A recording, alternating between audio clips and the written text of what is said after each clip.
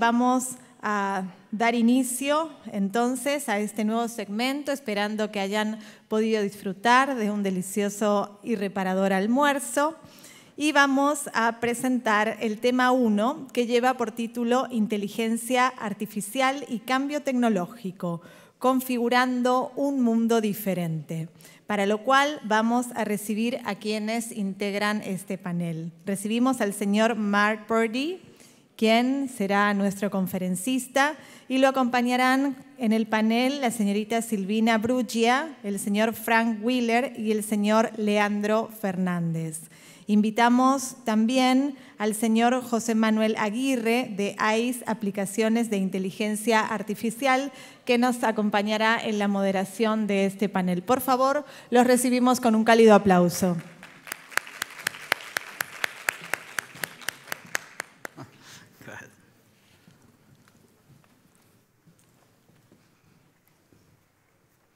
Les informamos también a los miembros del panel que todos cuentan con headphones para tener a disposición la traducción simultánea. Ahora sí, damas y caballeros, cedemos la palabra entonces a nuestro moderador, el señor José Manuel Aguirre. Lo escuchamos. Sí, tenemos... Bien. Bueno, muchas gracias por la asistencia. Después de almorzar tan bien como lo hemos hecho, es complicado seguir, pero vamos a intentarlo, ¿no? Vamos a tocar un tema que es un poco continuación de lo que vimos antes de la comida, del almuerzo. Vamos a hablar de nuevas tecnologías. Vamos a tener la presentación de gente muy calificada en estos medios y vamos a tratar de desmitificar algunas cosas, ¿no? Yo pediría la presentación, ¿puede ser? No tengo la...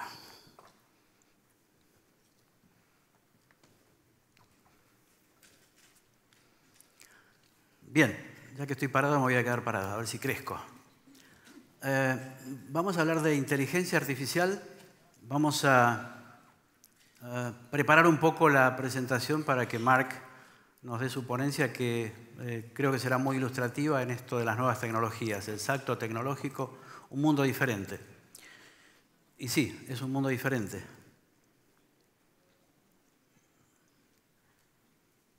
No sé si funciona.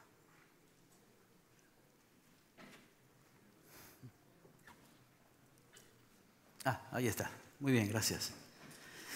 Bueno, estamos enfrentándonos a nuevos paradigmas, como vimos hace unos momentos. Cambio en los hábitos y en el estilo de vida de una manera bastante importante, bastante crucial. El primer cambio es que los seres humanos ahora nacen con un nuevo órgano, que es el teléfono celular. Por lo menos mis nietos ya nacieron con un teléfono celular, lo tienen pegado en la oreja o en los dedos. Este es uno de los grandes cambios de hábitos de vida, ¿no? Y esto viene de la mano de cambios importantes en nuestra forma de comprar, que no es poca cosa. Fíjense que estos importantes centros de compras vía Internet no tienen instalaciones físicas salvo depósitos, ¿no? Cuando tradicionalmente comprábamos en lugares donde nos gustaba tocar la mercadería, estar en contacto con lo que comprábamos, ahora lo hacemos por Internet cada vez más, ¿no? El comercio electrónico está creciendo de una manera casi exponencial en el mundo, con inversiones básicamente en plataformas tecnológicas, no en edificios, salvo las áreas de distribución y logística que tienen estos grandes comercios por Internet. Como se mencionaba en el panel anterior, nuestra forma de movernos, de transportarnos también ha cambiado, ¿no? Uber, Cabify y una cantidad de plataformas de movilidad han cambiado nuestra forma de hacerlo, aunque no se ha cambiado el concepto de traslado. Nos siguen llevando en automóviles o en cosas por el estilo, pero ahora con una forma que podemos llamar colaborativa. La forma en que vemos películas también ha cambiado, la forma en que nos conectamos en el mundo. Pero fíjense que estas plataformas en general tienen algo que también se mencionó en la presentación anterior y que es la calidad. La clave de estas plataformas es la calidad del servicio, que se puede testear cuando utilizamos estos métodos o estas nuevas plataformas. Siempre se nos pregunta la calidad del servicio que recibimos. Yo creo que es un poco la clave. Lo mismo con Airbnb, ¿no? La provisión de servicio de calidad es la clave. Bueno, yo aquí agrego 3 ejemplos más que implican un cambio fundamental en nuestra forma de vida. El señor PewDiePie, de origen sueco, es un señor que es multimillonario a esta altura, empezó a ser un blogger muy exitoso hace no más de 10 años. Hoy tiene, allí dice 49 millones de suscriptores, es un error, hoy son 62 millones de suscriptores. ¿Cómo podemos calificar a este blogger? Yo lo clasificaría como blogger, lo clasificaría como un comediante o un artista que tiene fascinados a millones y millones de personas en el mundo, en una forma de recreación, si ustedes quieren, totalmente nueva, que hace 15 años no existía. Este hombre hace parodias y hace cositas por YouTube, no las desmerezco, al contrario, deben ser muy valiosas, ya que 62 millones de personas al día de hoy, lo pueden ver en Internet, son suscriptores y usuarios permanentes de su website. El segundo caso es Lauren Giraldo. Lauren Giraldo hace 10 años era una desconocida, hoy es nuevamente multimillonaria, una blogger famosísima que empezó sobre todo con cuestiones de moda hace 5 o 6 años. Lo que esta mujer se ponía se vendía inmediatamente. Un comercial de 3 minutos de Lauren Giraldo costaba 25 o 30 mil dólares. Hoy está evolucionando, ya está más en el mundo de ser cantante o actriz, pero otra vez un nuevo ejemplo de cómo ha cambiado la forma de comunicación, los hábitos de consumo, la forma en que vivimos. El tercer caso es el de Hatsune Miku, no sé si alguno de ustedes la conoce. Es una cantante y voy a pedir si podemos pasar el... Esto es un fenómeno muy curioso, es una cantante que no es una persona, es una cantante virtual y que hace 3 o 4 años se convocó un concierto donde había, en Japón, creo que unas 20.000 personas. Fíjense si es un cambio, ¿no? 20.000 personas yendo a un concierto de alguien que no es humano, de alguien que es un algoritmo probablemente, ¿no? O una imagen virtual y que, bueno, que tampoco nació así de golpe, ¿no? Es el producto de una empresa de videojuegos muy conocida y muy elaborada que llegó a este desarrollo. Bueno, esto era todo un poco para romper el hielo y explicarles que los cambios están por doquier, sobre todo en el manejo de volúmenes importantísimos de datos que ahora vamos a ver con nuestros ponentes, empezaremos con Mark enseguida, que afecta toda nuestra vida. Vamos a hacer también un poco de énfasis en el sector financiero, ya que los que estamos aquí o hemos sido o somos banqueros o consultores en banca o cosas por el estilo. Y me gustó mucho algo que se dijo en la ponencia anterior, que fue que los bancos deberían adaptarse a las nuevas tecnologías. Y hubo un ejemplo muy bonito que nos decía que determinada gente iba a una entidad y para ver las nuevas tecnologías los llevaban a un lugar aparte del banco. ¿Esto qué quiere decir? Que las nuevas tecnologías realmente no están tan integradas todavía en el mundo de la banca. Bueno, me dejo de palabras y le pido a Mark que haga su presentación. Mark, whenever you want, if you want to be in the podium, we'll be more than glad to hear you.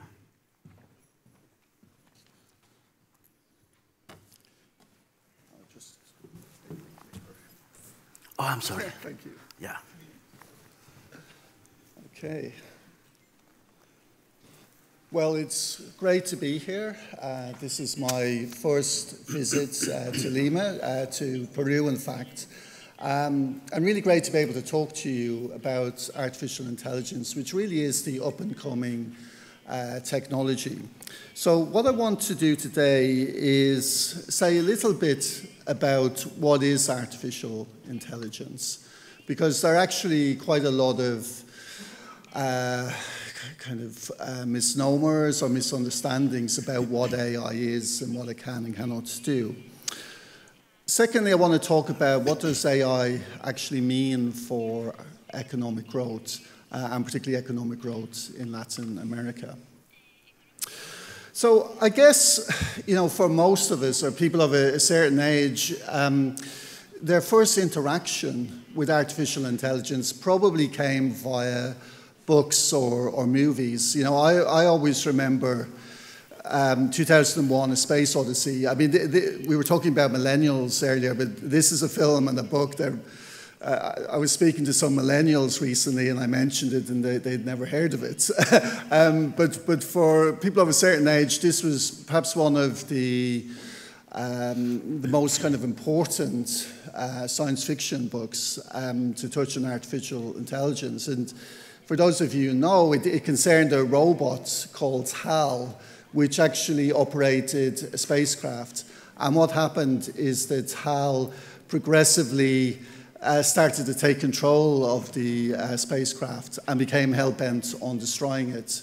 So this was a kind of an indication of the somewhat kind of sinister view that we often attach to AI. Of course, we've had many other movies like that. We've had The Matrix, we've had Terminator, all kind of portraying this somewhat unsavory kind of aspect of robotics and artificial intelligence. On the other hand, there have been good stories as well. We've had films and books that make the case that robots will be indispensable to humanity in the future. They'll be our co-workers, our colleagues, our friends, our collaborators. They'll help in the fight against crime. They'll help improve healthcare. So we've got this very kind of ambivalent sort of view, attitude towards artificial intelligence. And one of the things I've been trying to do is kind of demystify AI and say, what is it that AI can do and what is it that it can't do? So it's, on that note, what can AI do? I think the thing to emphasize is there's a really big difference between artificial general intelligence and artificial narrow intelligence. So artificial general intelligence, so machines that can think and act like humans, we're still light years away from having anything like that. What we are doing is making tremendous strides in artificial narrow intelligence. So algorithms in robotics that can do very specific tasks. So to illustrate here, we now have algorithms that can beat Go world champions. For those of you who don't know, Go is a Chinese game. It's a little bit like chess, but more complicated with many more permutations. And a couple of years ago, an algorithm actually beat the world champion, a guy called Lee Sedol, in a Go tournament. So we've got algorithms that can do these incredible computations, but actually still can't understand abstract concepts. So if I said to you the word car, most of you would know that I mean an automobile, with four wheels. But for an algorithm, it would have to see thousands and thousands of pictures of a car in order to begin to understand what it is. So algorithms kind of struggle with abstract concepts. We've got algorithms now that can read facial expressions. They can tell emotions. I think someone mentioned this morning the example of, I think it's a Chinese school which is now using facial recognition technology to actually monitor the expressions of the students and see if they're, are they bored, inspired, tired, concentrating and so on. But AI systems can't explain why. They can't explain why a person might have a particular emotion. On the creative side, we've now got algorithms that can write music, that can write sports reports, but they can't be creative like children can. We've got algorithms that can diagnose mental disorders and increasingly are used in mental health care, but they can't tell right from wrong. And we've got algorithms now being used in Japan that can work with earthquake survivors.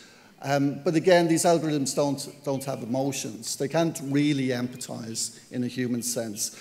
So I think it's just important to kind of really understand what it is that, what are the developments that we're seeing in artificial intelligence, what AI can do and what AI can't do. So what do we mean? So, when we, Accenture and so on, when we talk about AI, what do we mean? Well, we have a much more practical, pragmatic view. We're essentially talking about machines and algorithms that can do three things. Firstly, they can sense. They can see. Here we've got computer vision, computer audio processing, and they can detect changes in their environment. So if you've used the, say, border control kiosk at an airport recently, you've used the automated system, that's a system that's using facial recognition technologies to screen passengers and to kind of detect bad guys and to control the flow of people through the airport. These systems can comprehend. If you've used Siri, on your iPhone, that's using natural language processing and knowledge representation to help you find a good restaurant for a night out. And they can act, they can take action in the real world.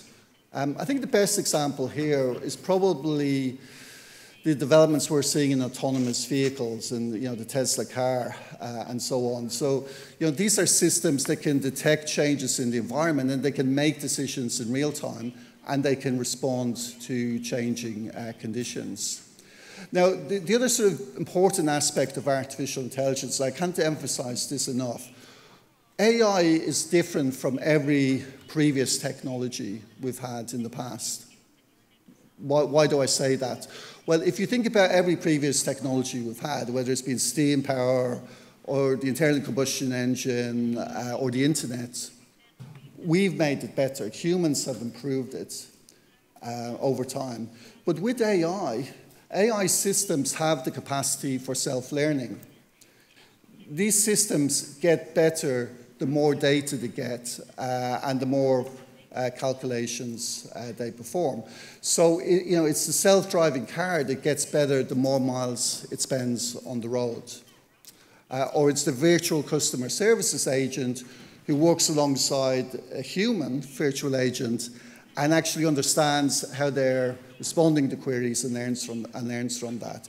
So this self-learning aspect of artificial intelligence is hugely important if we want to understand what it means for economic growth in the future. So I mentioned economic growth. So one of the questions I pose a lot when I talk about AI is, could AI be our economic salvation? It's important, I think, to give the context a little bit around what's sort of happening in the global economy at the moment, because the reality is that for the last few years, we've been seeing very sluggish growth in the global economy. So this chart's a little bit hard to read, but the purple line here shows the GDP growth rate for developed economies. The light blue line shows the growth rate for developing economies. Latin America is the red line there, and the world is the green line. And basically, whichever region you look at, economic growth is slowing down. We've been facing a very difficult sort of context. So people have been beginning to ask, what's the potential of some of these new technologies for faster growth in the future? So what's going on? Well, it's a little bit different for Latin America compared with some other parts of the world. But if you look at Latin America, the big issue really is around productivity. Productivity here, which we've got sort of total factor productivity.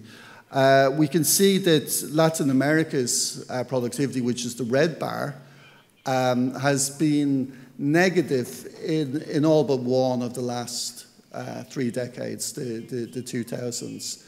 So the big challenge for Latin America, as indeed for many other countries across the world, is this sort of negative performance in terms of total factor productivity growth. If we zoom in a little bit, we can see what's happening to in individual countries. Here we've got Argentina, Brazil, Chile, Colombia, and Peru. And if we just focus on 2012 to 2016, the most recent period, we can see the total factor productivity growth has been negative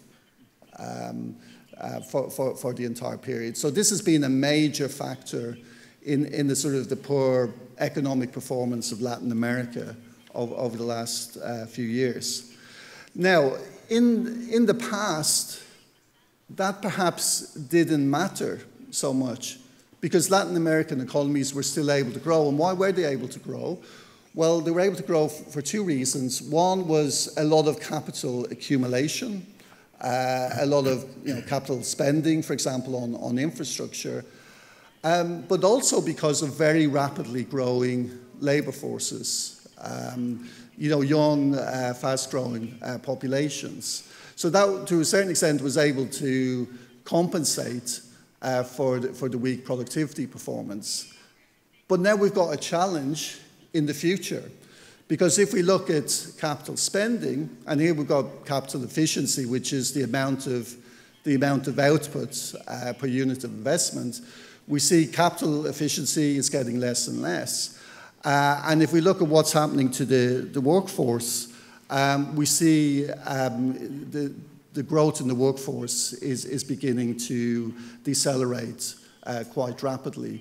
Not so much in Peru. I'm not sure what's happening in Peru. It's doing quite well on the workforce growth side.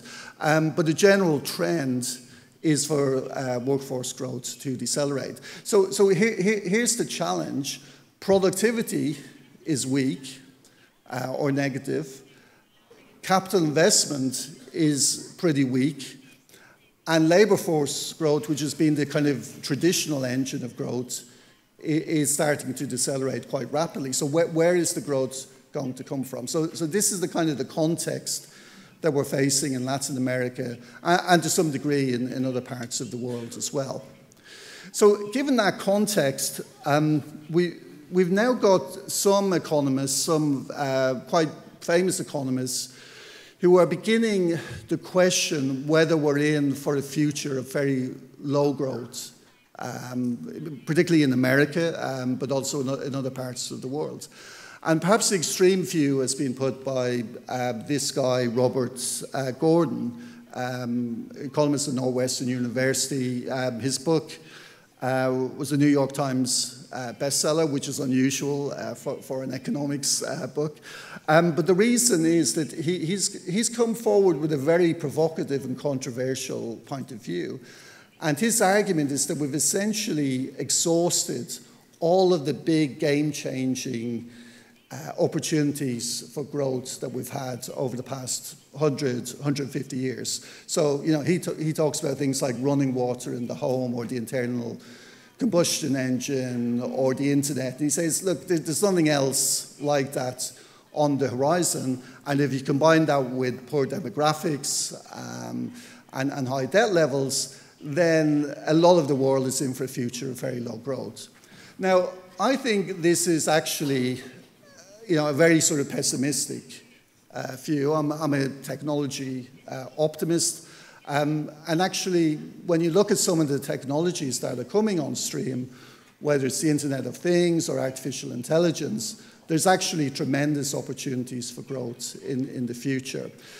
Now, let me explain how we've looked at artificial intelligence in the context of growth. And just to give you, I'm not trying to blind you with science here, but I do need to explain a little bit the model we've used. So the traditional growth model, for those of you who've studied economics, is that growth in the economy comes from increases in capital, so from buildings, from land, from infrastructure, from increases in the labor force, number of workers, and then from this thing called TFP, which is total factor productivity.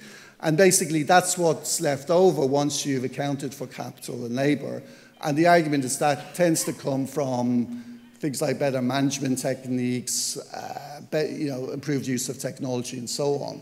Now, as we were thinking about this a year or so ago, we said, well, hold on, what if artificial intelligence could not only be a driver of productivity, of TFP, which is the kind of traditional way of thinking about growth, what if it could actually be a whole new factor of production in its own right? In a sense, a new engine to kind of drive the plane of the global economy. And so this is the adapted growth model that we've got on the bottom here, where you've got capital, labor, TFP, and artificial intelligence as a new factor of production. So how in reality does AI drive growth? Well, there are potentially 3 channels, there may be more, 3 that we've identified. The first is what we call intelligent automation. If you look at areas like legal analysis, we've now got algorithms that can crunch thousands of documents in a fraction of the time that it would have taken, say, a paralegal or a trainee attorney to do. So we're seeing tremendous advances in much kind of smarter forms of automation. The second area, and this is really important, is that AI can drive growth through augmentation. So a lot of what AI does is about taking the things that we already do in our jobs, whatever that is, as an economist or a doctor or whatever, and helping us do that work more efficiently. Or perhaps freeing us up from some of the dull, laborious work to do more interesting and higher value work. And I really emphasize that because a lot of the discussion that we hear is about AI replacing people, displacing jobs. And while there is certainly an element of displacement, there's a huge degree of augmentation as well. And then the third area is innovation diffusion. AI is also a new method of innovation. We're now seeing pharmaceutical companies beginning to use AI to really kind of reinvent a whole kind of drug discovery process, find new cures for cancer. So this is hugely important. So just to quickly cover a couple of the other areas. So we produced a report on this, so if you need more detail, please go and have a look at the report. What we did a year ago is that we did some economic modeling, looking at the impact of artificial intelligence on growth in the future. And we looked at 2 scenarios. One was a scenario where you have really minimal investment in AI, and we just said, well, what would happen to GDP growth by 2035, annual GDP growth? And then we had an accelerated AI scenario where we said, well, if you had significant uptake of AI, much greater investment, what would that do to GDP growth rates by 2035? And we did that for 30 countries. I'm just giving a snapshot of Latin America here.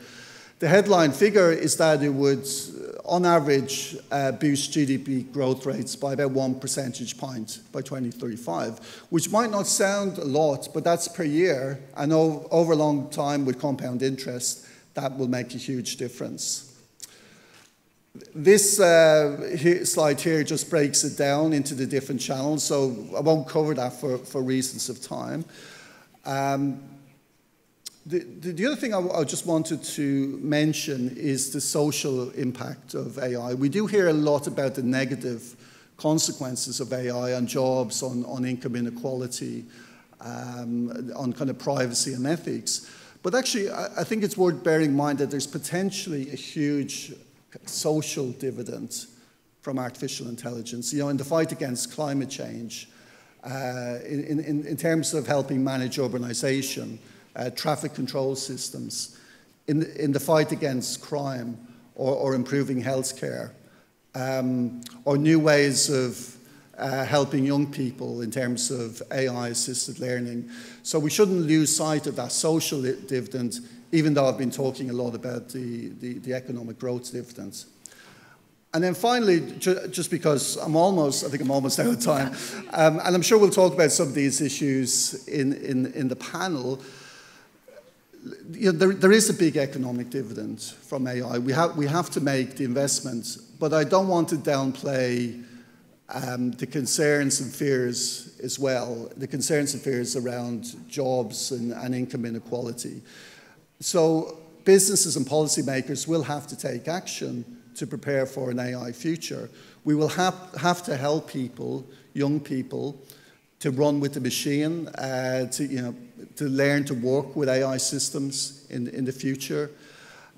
We will potentially have to provide transition pads for displaced workers in certain industries or regions. We'll need to think about responsible AI. How do we ensure that corporations and governments use AI in the way that it was intended? What are the principles of responsible AI? So there are a lot of issues there. I'm sure we'll get into some of them in the panel, but hopefully that overview has whetted your appetite. So thank you. Thank you, Mark. Very good. Very interesting presentation. Thanks. Muy buena la presentación de Mark. Pido disculpas por no haberlo presentado correctamente. Mark es director gerente del área de Research de Accenture y es coautor de un libro muy interesante que se llama Why Artificial Intelligence is the Future of Growth, donde parte de los conceptos que nos ha transmitido en este momento están reflejados en esta presentación. Bueno, para no seguir aburriéndolos con el discurso, voy a presentar a Frank Wheeler. Él es jefe de división de desarrollo de KfW o KfW, si lo decimos en Latinoamérica. It's all yours. Bueno, muchísimas gracias de darme la posibilidad de hablar un poco del proyecto de digitalización del KfW. Mark ha hablado mucho del potencial que presentan las nuevas tecnologías, especialmente Artificial Intelligence. Yo voy a hablar un poco cómo usarlo dentro de un banco como KfW. Entonces, ¿de qué voy a hablar? Yo voy a hablar un poco muy brevemente de las oportunidades o amenazas digitales, después explicar por qué nosotros como Banco de Desarrollo iniciamos una oficina digital KfW, qué hace la oficina, y voy a dar un ejemplo como usando una parte de nueva tecnología, el blockchain, en conjunto con uno de los miembros de ALIDE, con BNDES. Bueno, primero la pregunta es oportunidad o amenaza. El ejemplo de blockchain es un buen ejemplo. Nosotros tratamos de usarlo como una oportunidad, pero al mismo tiempo eso puede ser una amenaza grande porque algunas instituciones ya no se utilizarán. Si hay confianza sin intermediario, ¿por qué usar notarías, bancos o algunas partes de bancos o gobiernos? Entonces eso puede ser una amenaza. Y por eso pensamos que cada institución tiene que ponerse 3 preguntas o interrogantes fundamentales. Una es, ¿qué tecnologías son de verdad relevantes a corto y mediano plazo? Y cómo pueden ser utilizados. La segunda cuestión es, ¿tenemos en la organización conocimientos suficientes para evaluar los efectos y para utilizarlos?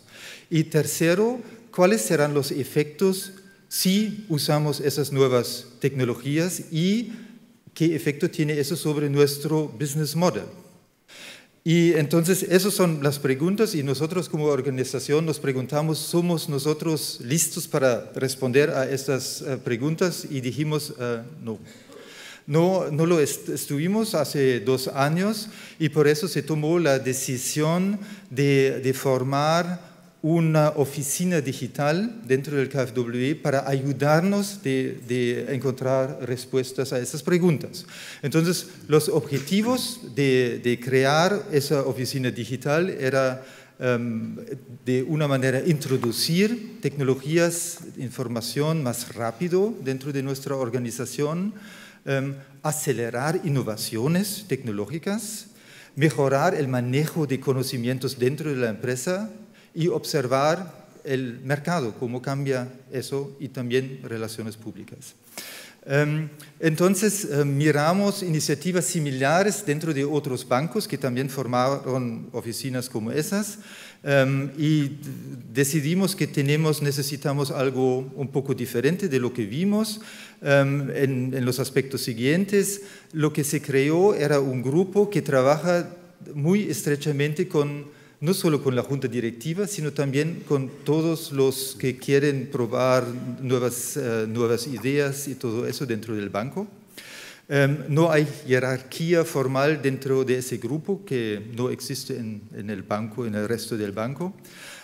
Claro que tienen acceso directo a la junta directiva, que es muy importante, y empezamos con un grupo de solamente 9 personas, que la mayoría de ellos se reclutó de otras organizaciones. Entonces, de verdad, necesitábamos personas que vinieron de afuera y no solamente personas con conocimientos de tecnología, de IT, sino también business analysts y personas que tratan de introducir nuevos métodos dentro del KfW. Entonces, ¿qué hace la oficina digital? Primero, son 3 cosas. Primero, identificar cuáles son las tecnologías que nosotros pensamos para nosotros son los más importantes y identificamos 6 mercados, que llamamos así, que se muestran aquí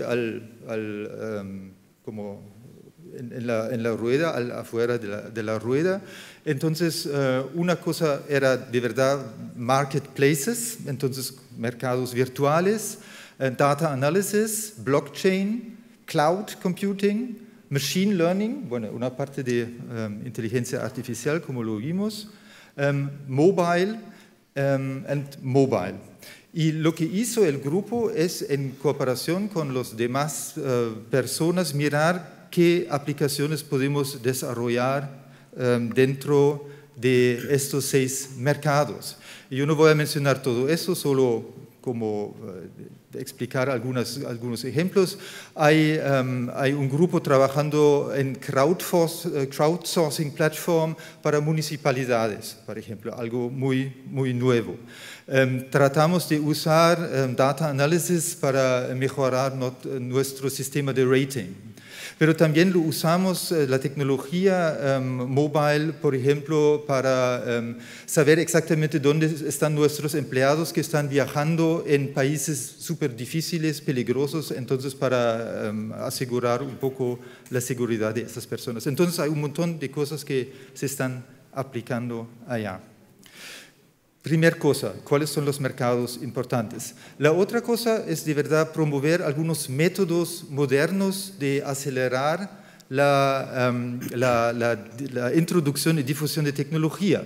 Entonces, algunos métodos como Design Thinking o Scrum se aplican ahora para desarrollar nuestros productos y la idea es un poco como lo muestra la imagen abajo, no necesitar muchos meses o años para llegar a un producto que puede servir, como la primera parte, sino más bien empezar con algo que ya sea útil y desarrollarlo de manera que sea más útil aún. Entonces, un pensamiento de pronto muy diferente.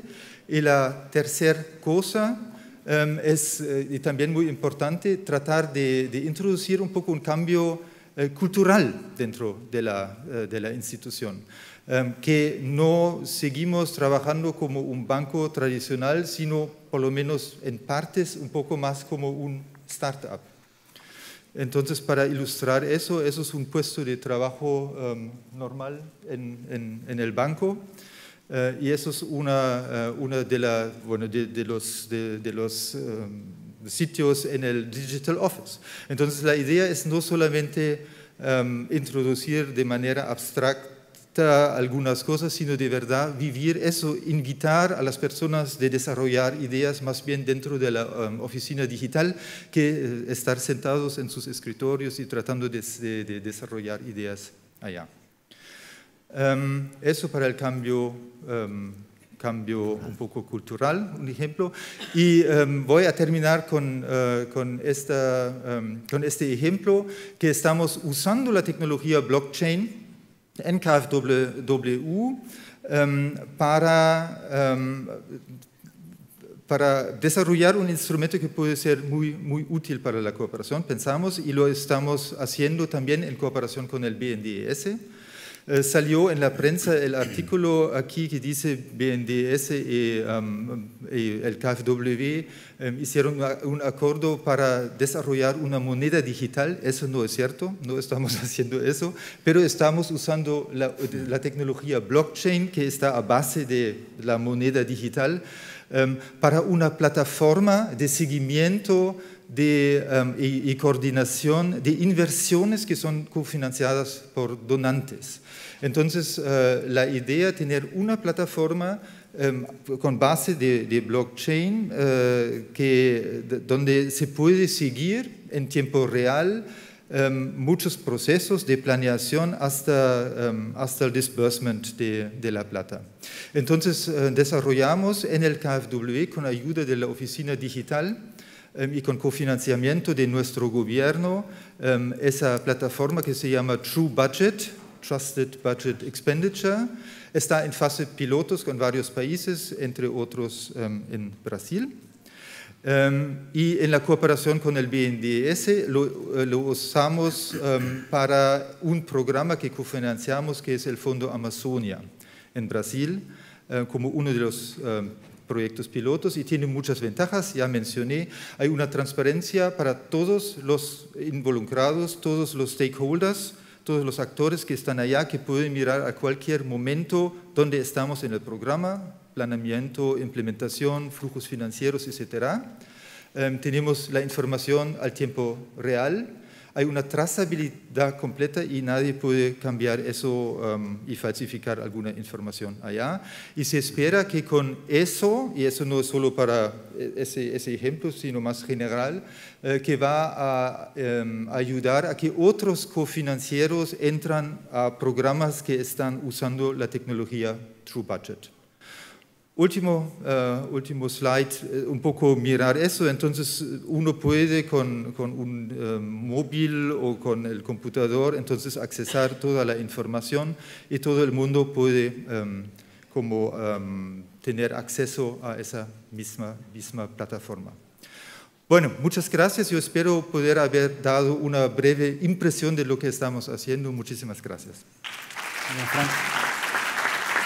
Bien, okay. Gracias, Frank. Muy buenos los conceptos. Ya vamos a volver con temas importantes. Yo creo que blockchain es un tema que vamos a tratar de profundizar un poco más. Yo estoy realmente intrigado y como dijo Frank recién, a veces la gente confunde monedas digitales con blockchain. Me gustaría entrar un poco más en detalle y bienvenidos a hacer preguntas. Me gustaría saber qué saben de los miners que trabajan en blockchain. Pero para no interrumpirlos más, también vamos a volver sobre el tema cultural que mencionó Frank, interesantísimo, donde estamos diciendo que tenemos grandes cambios, pero a veces esos cambios que tenemos en nuestra vida no se reflejan en nuestro entorno de trabajo o de desarrollo, ¿no? Bueno, para no entretenerlos más, vamos a dar paso a Silvina Bruggia de Thomson Reuters, que nos va a dar bastante información sobre lo que están haciendo en temas de inteligencia artificial y data. Gracias. Buenas tardes a todos. Antes que nada, muchísimas gracias a LIDE por esta oportunidad de compartir algunas ideas esta tarde. Quería compartir con ustedes algunos datos y tendencias en la industria financiera, también contarle los mejores usos en la industria sobre inteligencia artificial y para terminar muy rápidamente algunas de las implementaciones que nosotros tenemos en la compañía. No voy a hacer un detalle o una descripción de la realidad. Las tendencias de la industria ustedes las conocen mejor que nadie porque son protagonistas, pero sí quiero dar algunos datos para poder dimensionar entre todos el impacto que tiene esta transformación en la que estamos inmersos y desde esta mañana estuvimos hablando. En cuanto al tema regulatorio, para que se den una idea, solo un comentario y para entender la situación, nuestros clientes pueden llegar a recibir 200 alertas regulatorias en el día. ¿sí? Se hace muy complejo poder lidiar con las regulaciones globales y al mismo tiempo implementar con la misma urgencia las regulaciones locales. Lo que les decía recién son una regulación nueva o un cambio en las regulaciones existentes cada 7 minutos. Por otro lado, el costo que tiene la implementación y la adaptación de toda una infraestructura a esas nuevas regulaciones. La semana pasada entró en vigencia el Data Protection Regulation en Europa y se estima que entre las top 500 compañías del mundo gastaron más o estarían gastando 7.8 mil millones de dólares en esta implementación. O sea, los impactos realmente son importantes. Hablamos más temprano a la mañana sobre la visión millennial o la influencia de los millennials y esto, créanme que es un gran desafío. En la próxima década, más de 8 trillones de dólares van a estar manejados por esta nueva generación.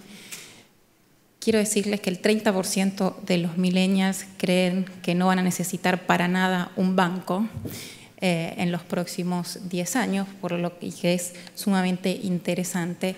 Y los millennials no solo es importante en la banca minorista o retail, sino también son los, por ejemplo, Argentina. El 80% del producto se mueve a través de pequeñas y medianas empresas o microemprendimientos.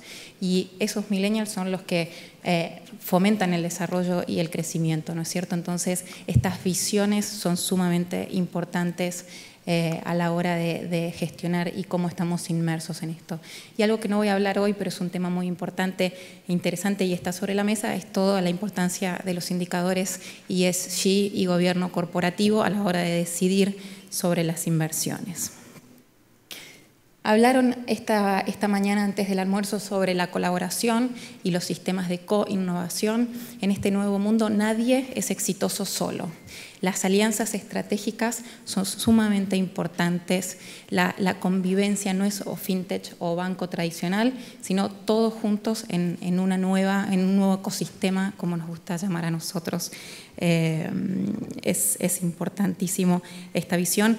Se entrevistó a muchas fintech y el 82% dijo que en los próximos 3 a 5 años van a afianzar sus relaciones estratégicas con cualquier otra institución financiera.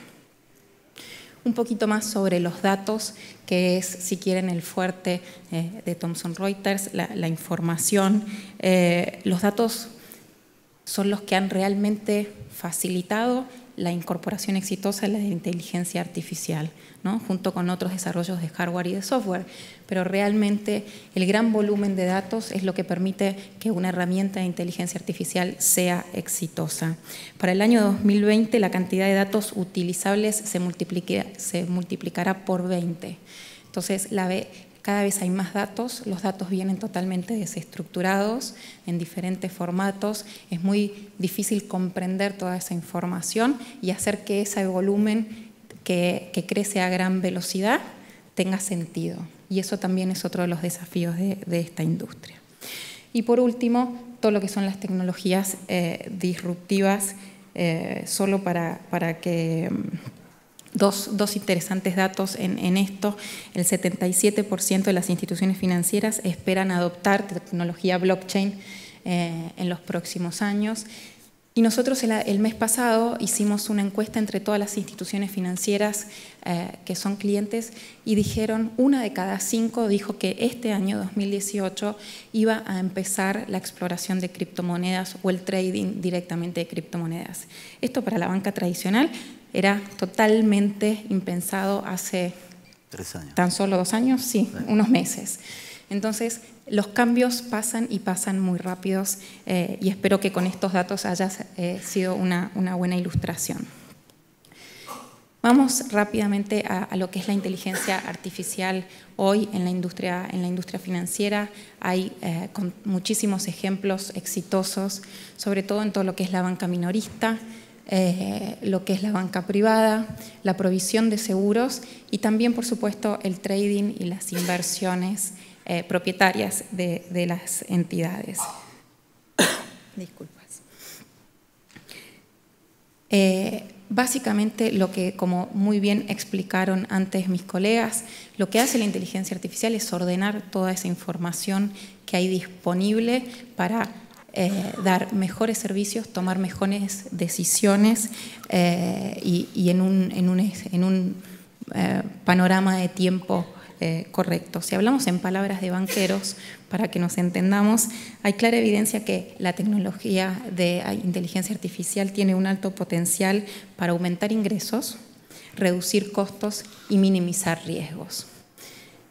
Todas estas sectores o industrias que hablábamos recién utilizan la inteligencia artificial para mejorar la experiencia del cliente, a través, por ejemplo, de robots, de consultas, también para mejorar la calidad de sus clientes. El proceso de Know Your Customer o conozca a sus clientes, hoy se puede hacer con una vasta información, una vasta cantidad de información, y no es solo la utilización que se da cuando llega un cliente y quiero saber si es un cliente interesante para mi organización, sino también para hacer inteligencia comercial y prospectear clientes. Entonces, en todo eso ha sido muy bien utilizada la inteligencia artificial. También y ayer cuando le mostré esto a un compañero de la oficina de acá de Perú, decía, pero ¿cómo servicio personalizado? No estamos hablando de máquinas. Bueno, sí, permítanme el término servicio personalizado en el sentido que le damos a cada cliente lo que necesita, lo que está buscando, ¿no? Y eso es importante, darle la información, darle las respuestas que está necesitando cada uno de nuestros clientes.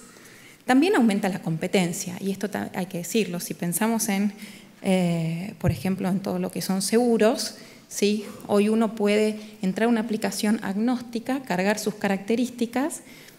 Hay algunas en el mundo donde uno pone la patente o la matrícula de su auto y responde algunas preguntas y le dice todas las compañías de seguros que pueden proveerle un buen seguro para su auto. Entonces, también presenta algunos desafíos, no riesgos, yo creo que son desafíos interesantes y permite a las compañías ponerse a pensar en dónde agregar cada vez más valor y mejor servicios. Ahí están viendo también priorizar los requerimientos de los clientes, dar respuestas mucho más rápidas, hacer un trabajo para cada uno en el sentido de research, ¿no? Esto es para banca privada, qué información consolido para nuestros clientes, y hacer que un analista de información, el IDC, dice que estimó que un tercio del tiempo de un analista financiero está en el procesamiento y el entendimiento de la información que recibe, ¿no? Entonces, si toda esta información se la podemos dar a una máquina, que aprende y que nos sugiere respuestas, es mucho más eficiente y ese tiempo se puede destinar al crecimiento de negocios. Y hoy en día, y creo que después mis colegas también van a hablar sobre esto, la banca opera directamente, hay motores que seteándole algunos parámetros de riesgo y alimentándolos de información en tiempo real, pueden ejecutar un portfolio totalmente en forma automática. Me queda muy poquito tiempo, solo les quiero contar algunos ejemplos desde Thomson Reuters. En Thomson Reuters nosotros somos parte de este ecosistema, innovamos con nuestros clientes, generamos espacios y laboratorios de innovación para crear nuevas tecnologías y también aplicamos la inteligencia artificial en muchos de nuestros productos, ¿sí? Hay un paradigma que queremos cambiar, es que un cliente no entre, un usuario de nuestros servicios no entre a la plataforma a buscar información, sino que la información encuentre al usuario. Y eso lo estamos haciendo con bastante éxito y tenemos muchas cosas en nuestras terminales que sirven así. El último ejemplo que creo que es interesante y se ha hablado mucho en el último tiempo de fake news, por eso lo traje con un poco más de detalle, es el Reuters Tracer.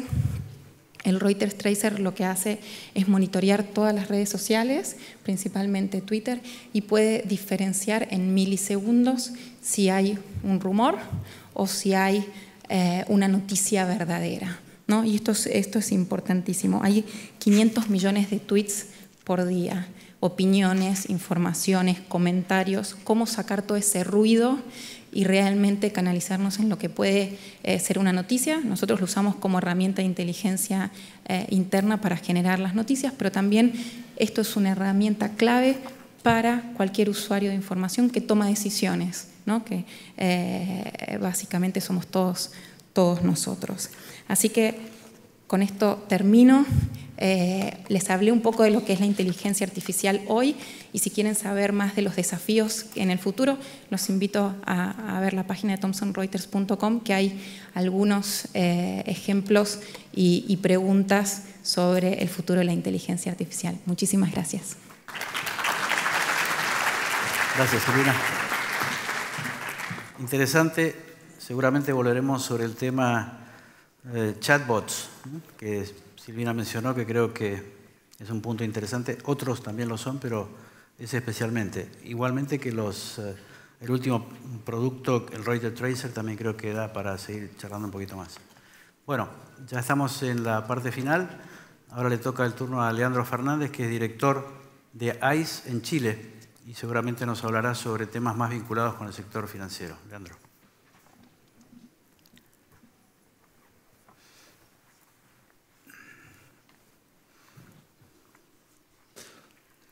Hola, bueno, agradecer también la oportunidad a LIDE que nos dan para compartir estos casos. La temática y la invitación a nuestra empresa fue conectar un poco estas ideas que el panel ha venido desarrollando: inteligencia artificial, Big Data.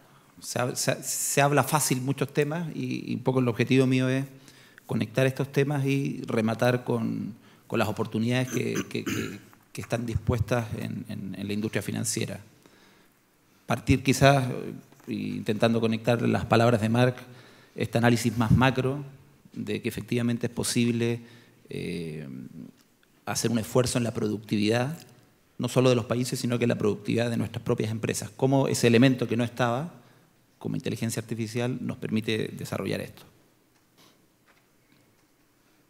Un poco de historia, no lo quiero aburrir, pero curiosamente inteligencia artificial es un concepto que no es nuevo. O sea, en la década del 50, un par de científicos acuñaron este término, incluso se animaron a hacer pronósticos de que esta revolución de inteligencia artificial iba a provocar cosas. Ciertos elementos, como están descritos ahí, redes neuronales, algoritmos genéticos, tienen bastante historia. Y curiosamente esta predicción falló, digamos.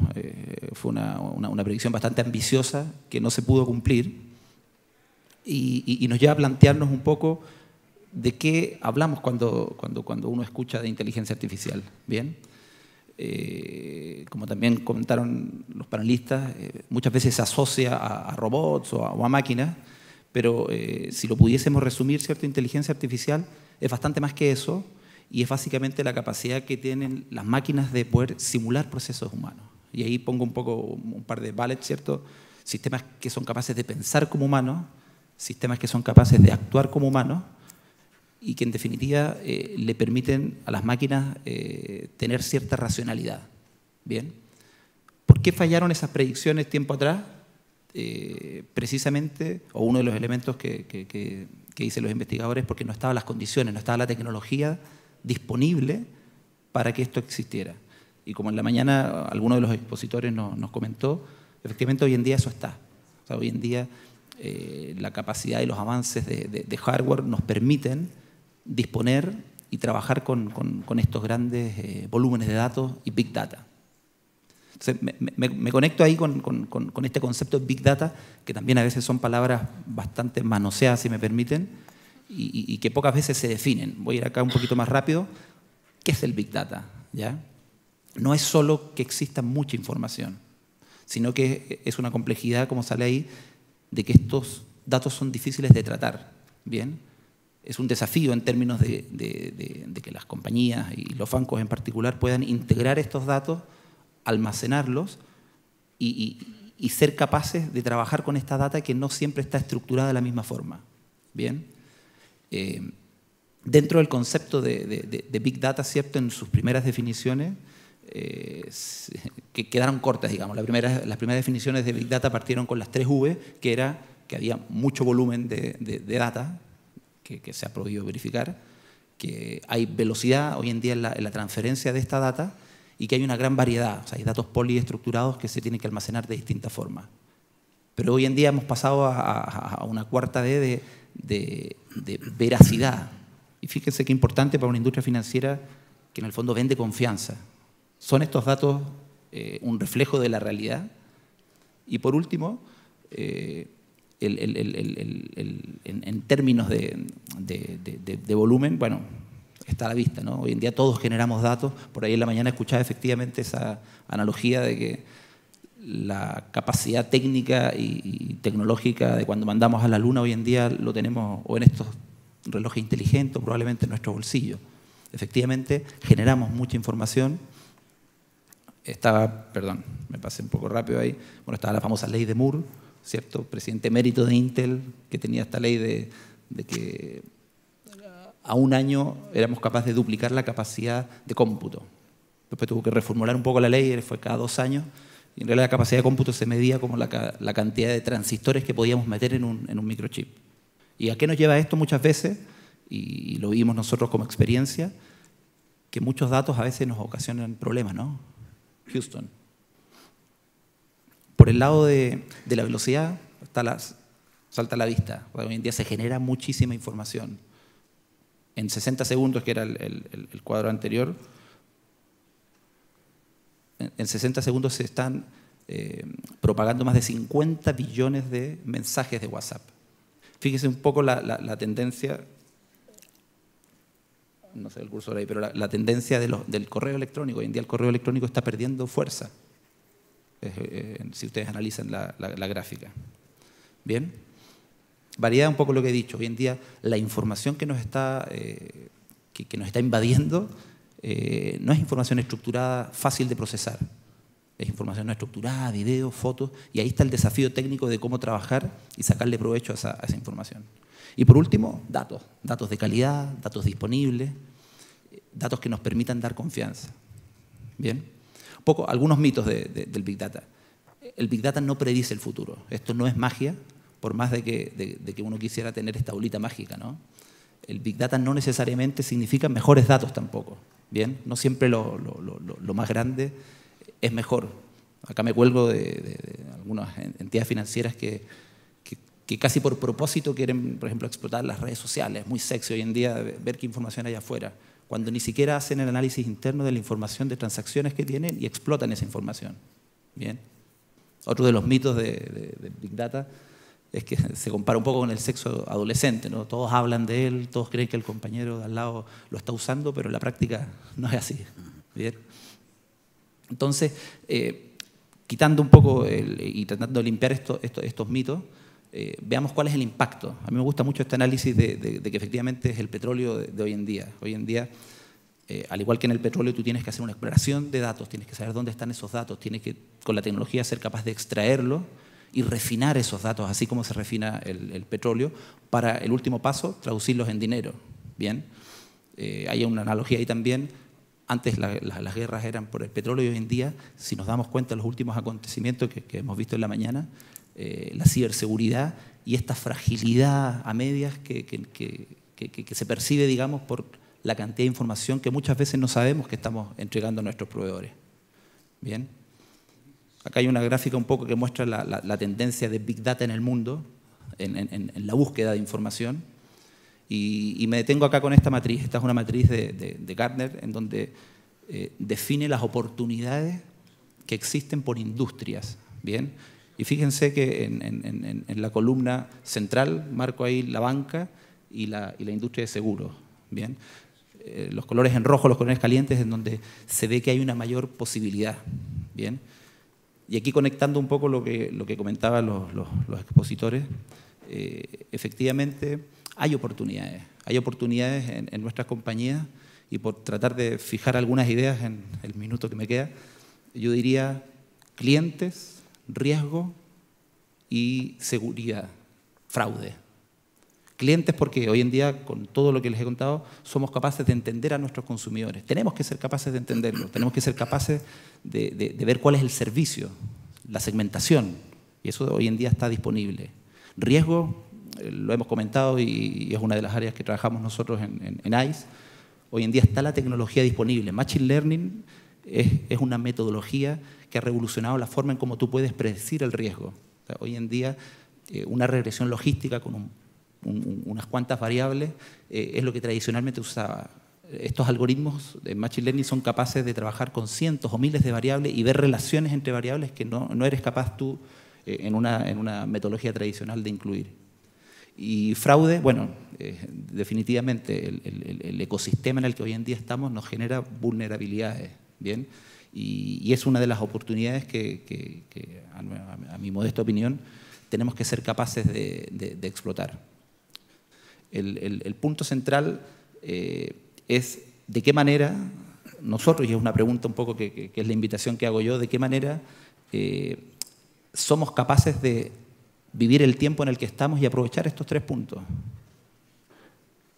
Clientes, cómo conocemos a nuestros clientes, cómo somos capaces de gestionar el riesgo y cómo nos preocupamos de que no existan fraudes. Muy bien. Esa es la presentación que tenía para hoy. Gracias, Leandro.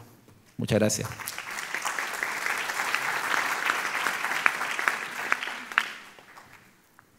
Bueno, vamos a invitarlos a que nos pregunten aquí al panel lo que les pueda parecer pertinente y yo voy a hacer una vuelta con los integrantes del panel sobre puntos que a mí particularmente me interesaron mientras esperamos las preguntas de ustedes, ¿no? No sé si tenemos un micrófono, creo que no. ¿Tenemos uno? Vamos a empezar en orden con... ¿Sí? Ah, ok. ¿Y cómo la vemos? Ok, la primera pregunta es para Marc. ¿Qué recomendaciones de política pública podría usted sugerir para promover la inversión en inteligencia artificial en nuestros países? Marc, I don't know if you need a translation, but it's all yours.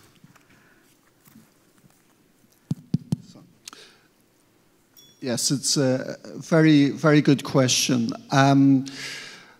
Actually, when we looked at the economic impact of artificial intelligence, when we did the modeling, one of the elements we had in that model was something we called the national absorptive capacity, which essentially measures the extent to which different countries can absorb and diffuse a new technology such as artificial intelligence. So that kind of provides the kind of basis for my answer. It's going to vary from country to country. Investment is obviously a big factor. And you have to consider whether that investment is going to come from the private sector or from the government, or whether the government is somehow involved in kickstarting private investment. So investment is hugely important. The other factor I would say is looking at consumers and organizations. So do consumers have a propensity to adopt new technologies? I mean, if you look at China, there's been tremendous advances in mobile commerce. And of course, the reason is because everybody there is mad about smartphones and using their smartphones to set up businesses. Organizational flexibility is important as well. So there are a number of different factors. The other thing I would just sort of mention is regulatory innovation. Does the regulatory system actually encourage the application of new AI innovations? If we think about driverless cars, for example, yes, there are a lot of experiments with driverless cars, but very few cities are actually allowing driverless cars to go ahead. So, can we have more pilots? Can we have cities and governments being a bit more adventurous and kind of using regulation to kind of stimulate more AI innovation with the appropriate social safeguards, of course. Okay, good. The second one was, or you just involved both? Okay. Okay, good. Frank, to just follow the same order of the presentation. I have a question for you, and y esta es, me impactó bastante lo del cambio cultural, el cultural change, ¿no? Nosotros vemos también en nuestra vida cotidiana que muchas entidades hablan de estas nuevas tecnologías, pero realmente no están preparadas para el cambio, ¿no? ¿Nos podrías elaborar un poquito más lo que tiene que ver con cambio cultural? Nuestra experiencia, o mi experiencia en particular, está en el sector financiero, pero si tú nos puedes elaborar un poquito más el punto, me parece que sería interesante. Bueno, muchas gracias. Sí, me acuerdo cuando fue introducido ese proyecto y dijeron, bueno, vamos a tener esa oficina digital. Y yo sé que muchos colegas entonces estaban pensando, pero ¿para qué eso? ¿Qué quiere decir eso? Entonces, esas personas tenían que hacer mucho marketing interno para explicar qué están haciendo y para invitar a las personas de participar, de decir, vengan, visítenos, vengan a la oficina digital. Si tienen alguna cosa que quieren discutir, alguna cosa, nosotros vamos a ayudar con eso. Y con el tiempo, muchas colegas, bueno, algunos colegas han usado esa posibilidad y entonces uno se está acercando a las personas y se da cuenta que eso tiene un beneficio también grande, o puede tener un beneficio grande, y esa experiencia yo pienso que es importante. Y uno llega allá y yo había dicho, ¿no? Eso es un sistema sin jerarquía y también el desarrollo de ideas funciona así. Entonces cuando uno entra allá, entonces te dicen, bueno, lo que aquí es muy normal, pero en Alemania no, que uno dice el nombre y no el apellido directamente, y si es jefe o es persona empleada no importa, entonces todos son iguales. Eso es algo que de verdad es un cambio grande. Y lo que cuentan los colegas del Digital Office es que muchas veces cuando empiezan a proponer una idea, como un reflejo vienen pero no se puede, pero han pensado en eso. Entonces hay mucha barrera en el pensamiento ordinario. Yo pienso muy poca apertura de decir, bueno, vamos a mirar y mirar si no podemos ir adelante. Hay mucho bloqueo y eso yo pienso que sí es un cambio importante. Y la pregunta, ¿cómo hacerlo? Yo pienso que lo han hecho bien, de forma de no estar simplemente dentro de su oficina, sino de salir de la oficina, hablar con las personas, proponer algo, encontrar a los que son un poco más abiertos para proponer ideas, para desarrollar nuevas ideas. Por ejemplo, eso de True Budget, eso fue un compañero mío que siempre tenía la idea, uno tiene que hacer algo en el sentido de Paris Agenda, que si un sistema es más fiable, entonces también hay más dinero que se puede movilizar, y desarrolló esa idea con la ayuda del Digital Office en pocos meses. Entonces, hasta tener un prototipo de un software que ahora se está piloteando. Gracias, Frank. Silvina, me impactó lo del tracker. ¿Por qué? Porque hacer text management o text interpretation es diferente en cada país. ¿Este producto está desarrollado globalmente? ¿Es para algunos países? Porque los lexicones, la literatura, el contenido es bien diferente de acuerdo a los entornos culturales. O sea que leer tan rápidamente como dijiste Twitter realmente me impresionó, ¿no? ¿Y lo tenéis preparado para distintos entornos, distintos países? Sí. Es multilingüístico, digamos, en ese sentido. Algo también muy importante es que a esta máquina la entrenan los periodistas de la agencia de noticias de Reuters.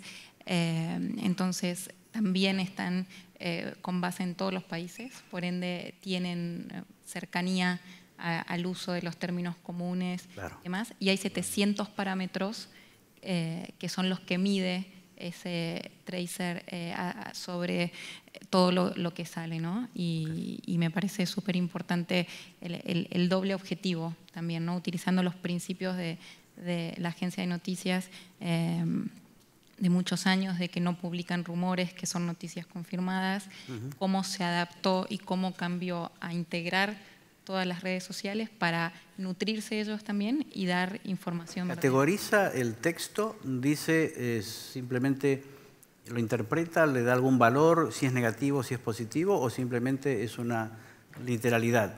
Lo digo nuevamente por el tema de que distintas palabras en distintos países de Latinoamérica significan cosas diferentes, ¿no? Sí. No lo califica y solamente toma la un noticia. Calificador de veracidad lo que también hace es llegar antes a las noticias, ¿no?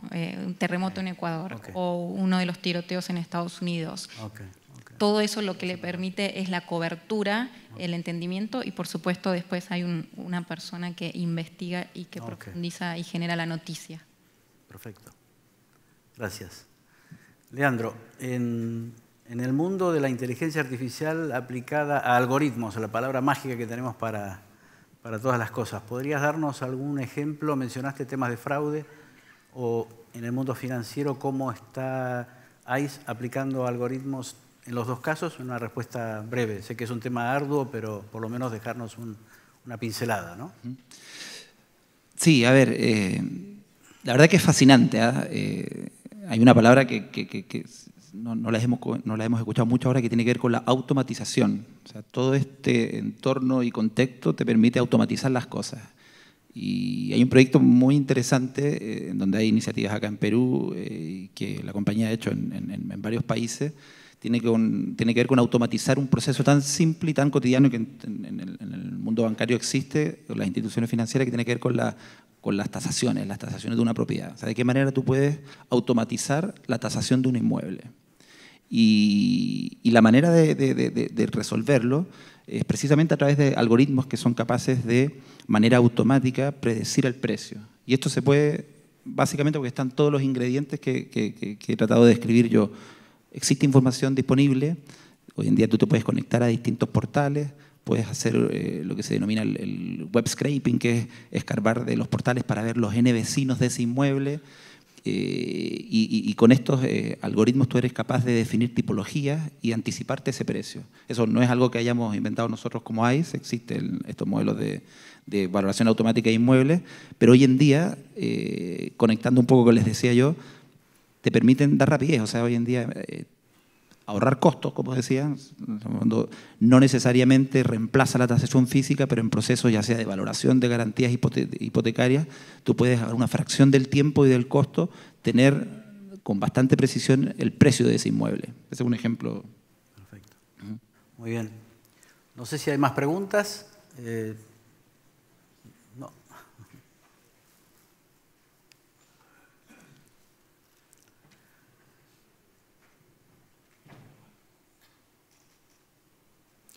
De todas maneras, yo me quedo con... bueno, sí, aquí aparecen algunas más.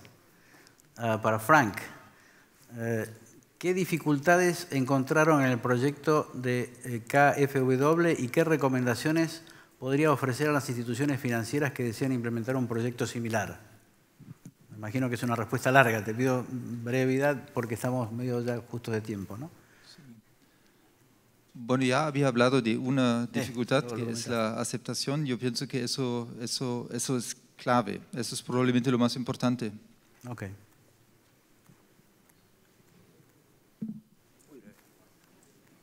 Creo que quedaba una que no la puedo ver todavía.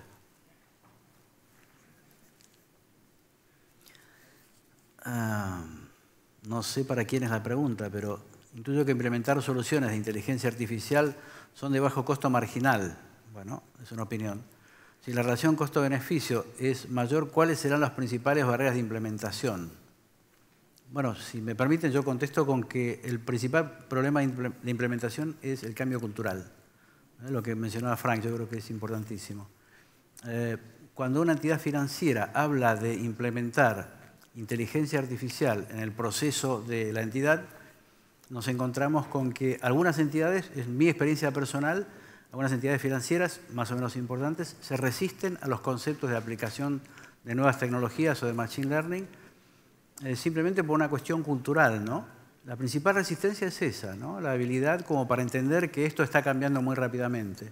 Yo le mencionaba a un banquero hace poco que el negocio de las transferencias de fondos, los bancos lo fueron perdiendo por no ver la importancia de la eficiencia y del coste.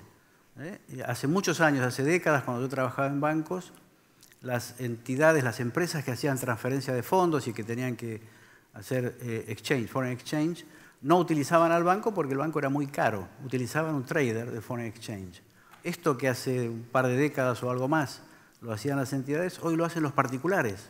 Las personas, en general, no usan a los bancos para transferir fondos de un país a otro, donde hay foreign exchange sobre todo, por calidad de servicio y por costos. Esto nos lo dan las plataformas que existen innumerables hoy día y donde tenemos un buen servicio a un bajo costo. Este banquero con el que hablaba no me aceptaba esta realidad, que es una realidad de apuño. Esto es evidente. El negocio de transferencia de fondos, las entidades financieras lo pierden por esa resistencia al cambio, por ese no dar buen servicio y por no entender que el mundo está cambiando, ¿no? Y disculpen que sea un poco duro con los banqueros, fui banquero 30 años, pero creo que no usamos bien hasta ahora el conocimiento que debemos tener nuestros clientes de lo que necesita, de la calidad del servicio y de una cantidad de cosas que este nuevo mundo nos está dando como una claridad. Donde hay calidad de servicio y costo razonable, el enfoque tradicional no nos sirve. Yo creo que el enfoque principal es este. La inteligencia artificial, el machine learning, el manejo de big data o huge data, como le quieran llamar, está aquí, vino para quedarse y resistirse a este cambio no tiene ningún sentido. Lo mejor que podemos hacer es entenderlo, asimilarlo y avanzar en esa línea que es la línea de futuro. Tanto desde el punto de vista de conocimiento del cliente, como de dar el mejor servicio, o de entender las necesidades, o anticiparse incluso a las necesidades, es lo que nos toca. Los bancos en general no hemos sido, me permito la digresión, lo suficientemente inteligentes para entender que esto es la clave del éxito y el de, no digo de sobrevivir, hay un autor muy conocido que es Brett King, lo conocerán, que anticipa que los bancos van a desaparecer. Yo no me lo creo, no me creo que los bancos vayan a desaparecer. Pero fíjense que en 2015 en Estados Unidos cerraron miles de sucursales bancarias, y no por una crisis, una quiebra ni nada, simplemente porque la gente no va a los bancos, como se mencionó aquí en la mañana. La gente, sobre todo la gente joven, los millennials, no van al banco, no van a ir a los bancos, con lo cual estos edificios, ¿no?, los brick and mortar banks, pueden desaparecer. Por lo menos una gran cantidad de sucursales. ¿Por qué? Porque si tengo el mismo servicio en el teléfono, ¿para qué voy a ir al banco? Si en Estados Unidos hoy puedo abrir una cuenta corriente en 2 minutos con mi teléfono, ¿a qué voy a ir a la sucursal, no? Y esto no es una fantasía, esto es una realidad hoy, para quien obviamente no tenga antecedentes negativos y una cantidad de condiciones, pero si estamos en una normalidad no hace falta que vaya al banco, puedo hacerlo tranquilamente por el teléfono. Y esa es una realidad, y los banqueros en general no lo ven y a veces deberían ser un poco más modestos y darse cuenta que el mundo está cambiando muy rápido, ¿no? Todo cambia, como decían esta mañana, ¿no? El autor chileno nos hace pensar un poquito. Y cambia bastante rápido, amigos y amigas. Bueno, creo que lo damos por terminado aquí, ¿no? Gracias, muy buenas las presentaciones. Agradecemos muy especialmente a todos los miembros de este panel de inteligencia artificial, realmente muy, pero muy interesante.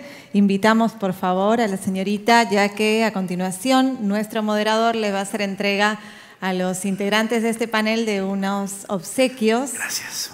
Agradeciendo, por supuesto, a todos estos brillantes profesionales que nos han brindado todos sus conocimientos en este Silvina, panel. No sé lo que es, pero bueno. Leandro, Frank. Y también invitamos a una representante de ALIDE que le va a hacer entrega a nuestro moderador, el señor José Manuel Aguirre, también de un presente. Los invitamos a tomarse una fotografía.